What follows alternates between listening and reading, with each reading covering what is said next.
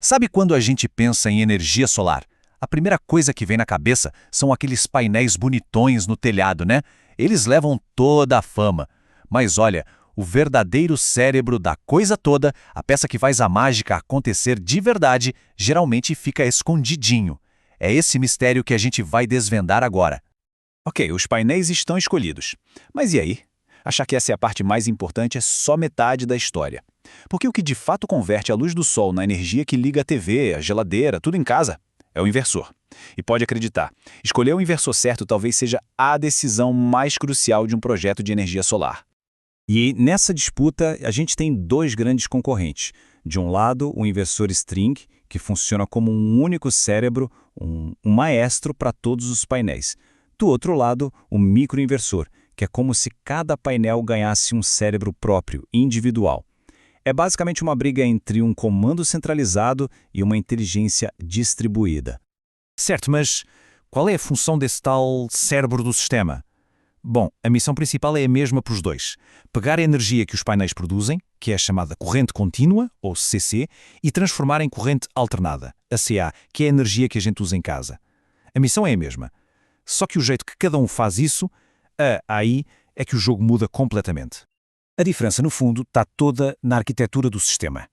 Imagina um inversor string como um único maestro regendo uma orquestra inteira de painéis. Todos eles são conectados em série, formando o que se chama de string. Agora, os microinversores. É como dar um maestro particular para cada músico. Cada painel tem o seu próprio inversor pequenininho instalado ali debaixo dele. E é aqui que a coisa começa a ficar boa. Vamos para o primeiro round dessa disputa, a eficiência. Qual dessas tecnologias consegue espremer cada pingo de energia dos painéis, principalmente naqueles dias que não são perfeitos, sabe? Com nuvens, com sombras. Para a gente entender essa briga pela eficiência, tem um conceito-chave, o MPPT. A sigla significa rastreamento do ponto de máxima potência. Pensa assim, cada painel solar tem um ponto ótimo de funcionamento, que muda o tempo todo dependendo da luz do sol, da temperatura. O MPPT é justamente a tecnologia que fica caçando esse ponto ótimo o dia inteiro, sem parar, para garantir que o painel está sempre no seu máximo. E é aqui que a gente encontra o calcanhar de Aquiles do inversor string. É o que a gente chama de problema das luzinhas de Natal. Todo mundo lembra daquelas luzinhas antigas, né? Queimava uma e o pisca-pisca inteiro parava de funcionar? Pois é. Com o inversor string, a lógica é perigosamente parecida. Pensa bem, o inversor string enxerga todos os painéis daquela série como se fossem uma coisa só, um time. Então, se um único jogador desse time não está bem, o time todo joga mal. Uma sombrinha de uma árvore, uma folha que caiu em cima, um painel um pouco mais sujo, qualquer coisinha que afete um único painel já puxa a produção de todos os outros para baixo. O sistema inteiro fica nivelado pelo desempenho do painel mais fraco. E é exatamente aqui que o microinversor entra em cena e brilha. Ele resolve de vez o tal problema das luzinhas de Natal. Como? Dando autonomia total para cada painel. Caiu uma sombra em um deles? Beleza, não afeta em nada o painel do lado. Cada um continua entregando o seu máximo o tempo todo, independentemente dos outros. O nome técnico para isso é eletrônica de potência em nível de módulo, ou MLPE. Na prática, a independência de cada painel. Mas a escolha não é só sobre a performance do sistema hoje. E daqui a alguns anos? Vamos para o segundo round? Planeamento para o futuro. Qual deles é mais flexível se for preciso expandir o sistema? Olha, aqui a diferença é da água para o vinho. Com microinversores, se o consumo de energia aumentar e for preciso colocar mais painéis daqui a uns anos, sem problema nenhum. É basicamente plug and play. Agora, com o inversor string a história é bem diferente.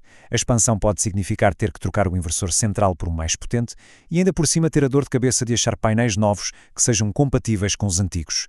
Complica bastante. Agora vamos tocar num ponto que não dá para ignorar de jeito nenhum. Segurança e durabilidade. Afinal, a gente está falando de um sistema elétrico que vai ficar lá no telhado por décadas. E nesse quesito, as diferenças são cruciais. Os sistemas com inversor string funcionam com tensões de corrente contínua muito, mas muito altas nos cabos que vêm do telhado. A gente está falando de algo que pode chegar a 1.500 volts. Isso é um risco enorme, não só para quem instala, mas também aumenta a chance de acontecer um arco elétrico, que é uma das principais causas de incêndio em sistemas solares.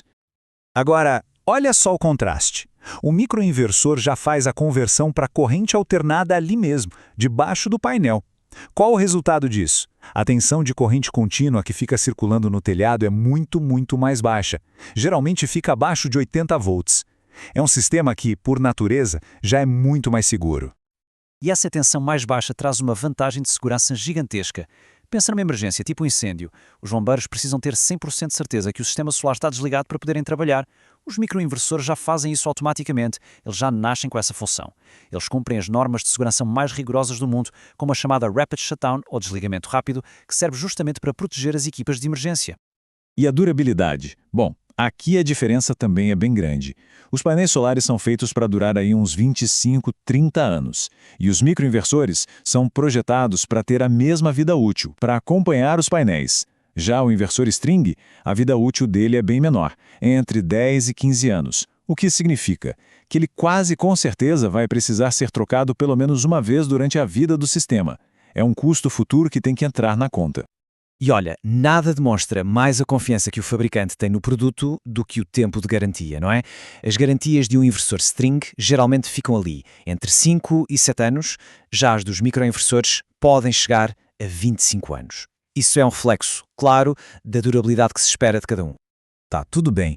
Os microinversores parecem ter um monte de vantagens técnicas, né? Mas e o preço? Como fica o bolso? Porque no fim das contas, a decisão sempre passa por uma análise de custo-benefício. Então, vamos dar uma olhada nos números. Não dá para fugir disso. O custo inicial dos microinversores costuma ser maior. Essa diferença já foi bem grande no passado, mas hoje ela diminuiu bastante. Está ali na faixa de 7 a 12% a mais. A pergunta que fica é, será que o ganho de performance, a segurança e a durabilidade fazem esse investimento extra valer a pena? Essa simulação aqui deixa tudo bem claro. Vamos pegar um cenário bem realista, um telhado que pega um pouco de sombra durante o dia. O sistema com microinversores, mesmo custando mais caro no começo, gera consideravelmente mais energia ao longo do ano. E o que isso significa na prática? Significa que essa energia a mais, gerada ano após ano, acaba não só pagando aquele investimento inicial maior, como pode, no fim das contas, trazer um retorno financeiro ainda melhor no longo prazo. Então qual é o resumo da ópera? A verdade é que não existe um vencedor absoluto. Existe a escolha certa para cada tipo de projeto.